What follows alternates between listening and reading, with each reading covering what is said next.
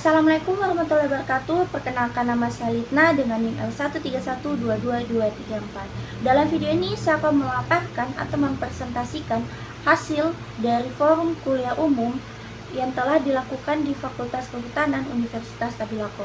Dalam presentasi ini saya akan membahas tentang pendekatan menyeluruh terhadap pengendalian kebakaran hutan dan lahan atau Karhutla di Indonesia dengan menyoroti 7 aspek utama yang saling terkait seperti lingkungan, sosial, hukum, teknis, dan finansial. Langsung saja kita pada materi berikut. Indonesia merupakan salah satu negara yang paling rentan terhadap dampak perubahan iklim. Sebagai negara kepulauan dengan lebih dari 17.000 pulau dan mayoritas penduduk tinggal di wilayah pesisir, Indonesia menghadapi ancaman serius berupa kenaikan muka air laut, cuaca ekstrim, kekeringan, serta kebakaran hutan dan lahan atau karhutla. Karhutla bukan hanya menimbulkan kerusakan ekologis dan kerugian ekonomi yang besar, tetapi juga berdampak langsung pada kesehatan masyarakat serta menurunkan kualitas lingkungan hidup.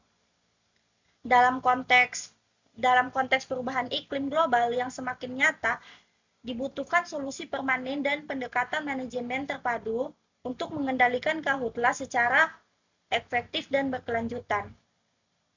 Melalui forum ini kita akan membahas tentang kebijakan pembelajaran penting dalam upaya pengendalian karhutla di Indonesia. Dari aspek lingkungan.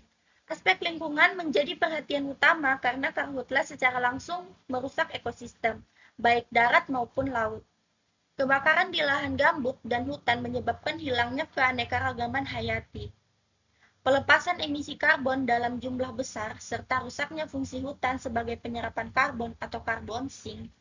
Selain itu, asap dari kebakaran memperburuk kualitas udara hingga lintas negara dan mempercepat perubahan iklim global, dampak bersifat jangka panjang dan membutuhkan pemulihan ekosistem yang kompleks.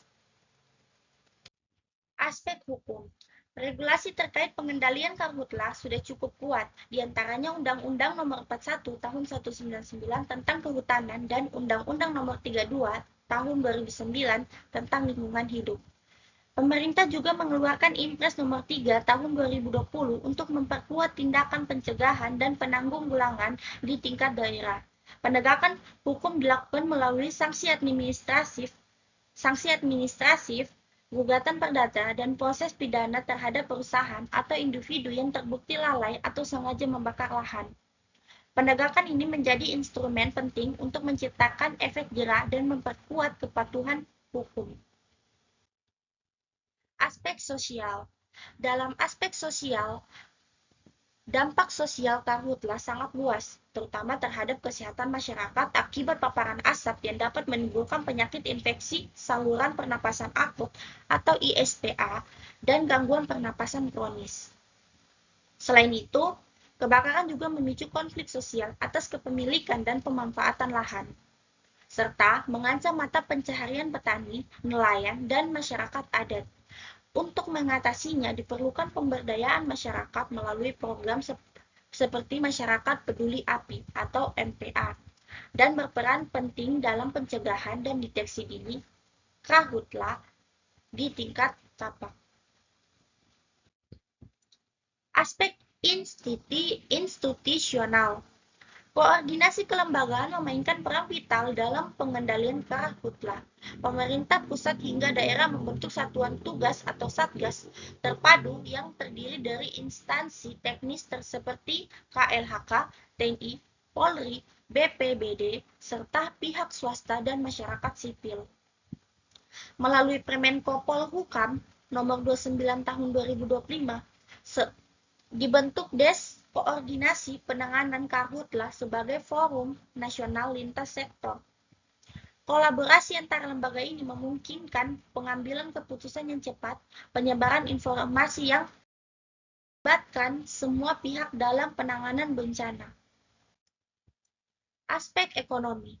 Karhutla memberikan dampak besar terhadap perekonomian di Indonesia, baik dari sisi kerusakan aset, penurunan produksi pertanian, hingga biaya kesehatan masyarakat yang terdampak asap. Diperkirakan potensi kerugian ini bisa mencapai 3,45% dari PBD tahun 2030. Sebagai respons, pemerintah dan mitra mendorong transisi ke pertanian berkelanjutan seperti agroforestry dan agrosilvosaharii yang tidak hanya menjaga lingkungan tetapi juga memberikan manfaat ekonomi tambahan lagi bagi masyarakat lokal. Aspek finansial.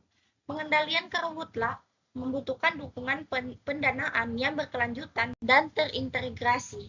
Sumber pendanaan berasal dari APBN, APBD, dana desa, dan bagi hasil dana reboisasi atau DBHDR dan DAK lingkungan.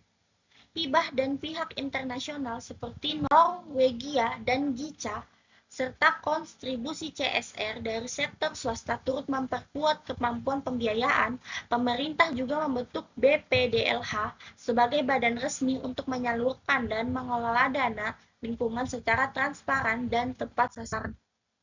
Aspek teknis.